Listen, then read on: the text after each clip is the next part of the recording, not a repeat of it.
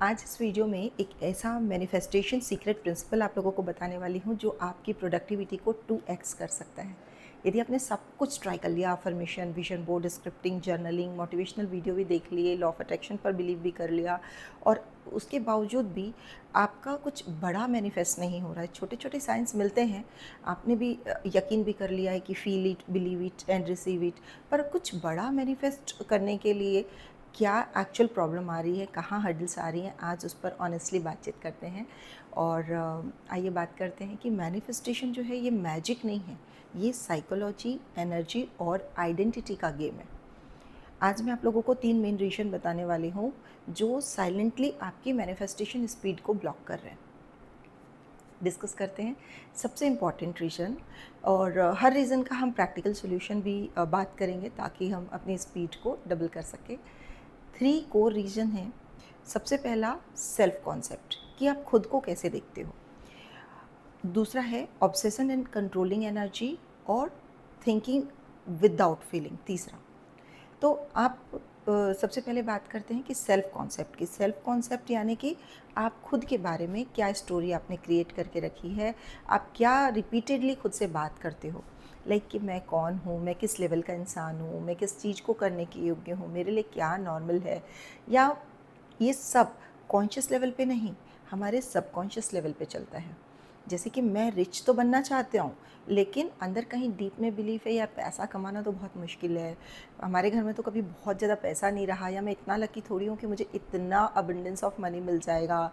तो आप अफर्मेशन करोगे, विजन बोर्ड लगाओगे, लेकिन सबकॉन्शियस क्वाइटली धीरे धीरे बोलेगा कि तुम्हारे लेवल का ये नहीं है। और मैनिफेस्टेशन हमेशा हमारी आइडेंटिटी के बराबर ही आता है, और हम वही अट्रैक्ट करते हैं जो हमारी सेल्फ इमेज से मैच करता है। एक और एग्जाम्पल लेते हैं कि कोई इंसान खुद को यदि हेल्दी पर्सन मानता है तो उसको जिम जाने के लिए मोटिवेशन नहीं चाहिए, क्योंकि उसे उसकी आइडेंटिटी है कि वो हेल्दी है और वो जिम जाना उसे बहुत पसंद है। पर जो इंसान ये सोचता है कि मैं थोड़े दिन के लिए डाइटिंग पे हूँ और थोड़े दिन मुझे जिम जाने के लिए इसने डाइटिशियन ने कहा है, तो क्या होगा, उसकी आइडेंटिटी नहीं होने की वजह से उसका रूटीन टूट जाएगा, 2-3 दिन, हफ्ता, 10 दिन, जब भी। तो सोल्यूशन ये है कि आइडेंटिटी शिफ्ट करनी होगी अवेयरनेस के साथ। सबसे पहले अपने थॉट्स को ऑब्जर्व करना शुरू कीजिए कि दिन भर हम क्या बोलते हैं। उसके बाद उसे राइट कीजिए, कॉन्शियसली क्रिएट कीजिए कि भाई मैं क्या हूँ एग्जैक्टली। तो उसके बाद आपको अपना मिरर वर्क करना है। मिरर में अपने आप को बोलकर आपको अफर्मेशन और अपने अंदर की आइडेंटिटी को चेंज करनी है, और फिर ओल्ड स्टोरी को रिलीज़ करके नया स्टोरी को हमारे अंदर इंस्टॉल करना है। इसी से ही हमारा सबकॉन्शियस जो है ना, ये नया वर्जन एक्सेप्ट करेगा, और जब आइडेंटिटी शिफ्ट होगी तो ही रियलिटी शिफ्ट होगी। सेकेंड रीजन पे आते हैं कि ऑब्सेशन की energy, the energy of lack. Obsession बहुत ही सटल एनर्जी है। जैसे कि आप कहते हो कि बस मैं बस इतना ही चाहता हूँ, तो यूनिवर्स को क्या लगता है कि ये चीज़ आपके पास है नहीं। मतलब आप जब बोलते हो कि मुझे ये चाहिए, ये चाहिए, तो चाहिए की एनर्जी में क्या होता है कि ये चीज़ आपके पास ऑलरेडी नहीं है। जैसे रिलेशनशिप में आप मान लो कि कोई एक स्पेसिफिक पर्सन को आप अट्रैक्ट करना चाहते हो, तो आप क्या सोचते हो कि मैं उसके बिना इनकम्प्लीट हूँ। अंदर के ट्रुथ्स ये है कि भाई मुझे ये मिल जाता तो अच्छा होता है, या ये मेरे पास नहीं है, और यहीं से प्रॉब्लम शुरू होती है। आपकी वर्थ किसी के डिसीजन पर डिपेंडेंट हो जाती है, और जहाँ फियर होता है वहाँ पर रेजिस्टेंस होता है। इसीलिए रेजिस्टेंस जो है मैनिफेस्टेशन को पुश अवे कर देता है। तो ऑब्सेशन की एनर्जी से बचना होगा, और क्रिएटिव एनर्जी पे इसका सॉल्यूशन है कि आपको क्रिएटिव एनर्जी पे आना होगा। क्रिएटिव एनर्जी क्या होती है, ये प्रेजेंट टेंस में होती है। ऑब्सेशन की एनर्जी में आप बोलते हैं कैसे होगा, कब होगा, क्यों नहीं हो रहा, ये कब तक हो जाएगा यार, रिजल्ट को आप कंट्रोल करने की कोशिश करते हैं। जबकि क्रिएटिव एनर्जी में आप बोलते हो कि मैं ऐसा फील कर रहा हूँ, ये मेरे साथ ऑलरेडी हो चुका है। और ये जो एनर्जी है, प्रेजेंट टेंस की एनर्जी, ये बहुत पावरफुल होती है। ऑब्सेशन की एनर्जी में आप लैक ऑफ ट्रस्ट में रहते हैं, कंट्रोल की नीड में रहते हैं, अननोन से डरते हैं, फ्यूचर को कंट्रोल करना चाहते हैं, और सरेंडर में आप क्रिएटिव एनर्जी में आते हैं। तो सरेंडर करना है ताकि आपको क्रिएट कर सके इस यूनिवर्स के साथ, इस लाइफ के साथ। इसका सोल्यूशन है कि आप सेल्फ एंकरिंग टेक्निक अपना सकते हैं। अपने आप से पूछिए कि अगर वो चीज़ अभी ना भी आए तो क्या मैं स्टिल वर्दी हूँ। यदि इसका आंसर नो है तो आपको सेल्फ वर्थ पर काम करना पड़ेगा, डेली ग्रैटिट्यूड लिखना पड़ेगा, सेल्फ प्रोमिसेस लिखना पड़ेगा, सेल्फ वर्थ के लिए आपको सेल्फ लव के स्टेट में आना पड़ेगा, साइलेंट सिटिंग करके प्रेयर करके आपको खुद पर भरोसा बनाना पड़ेगा, और इससे धीरे धीरे ऑब्सेशन डिसॉल्व होने लगेगा।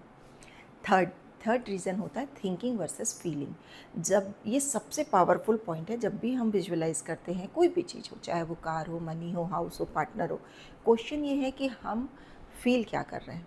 क्या हम एक्साइटमेंट फील कर रहे हैं या फिर हम एंजाइटी फील कर रहे हैं। विजुअलाइजेशन जो है ना, ये एक मेंटल प्रोसेस है, और मैनिफेस्टेशन जो है ये इमोशनल प्रोसेस है। तो इमोशनल फ्रीक्वेंसी को सेट करना बहुत इम्पॉर्टेंट है। याद रखिए कि आप कार को इसलिए नहीं चाहते कि आपको कार चाहिए, आप इसलिए चाहते हो कि आपको लोगों को दिखाना है कि आप कितने रिच हो, आप अबंडेंस फील करना चाहते हो।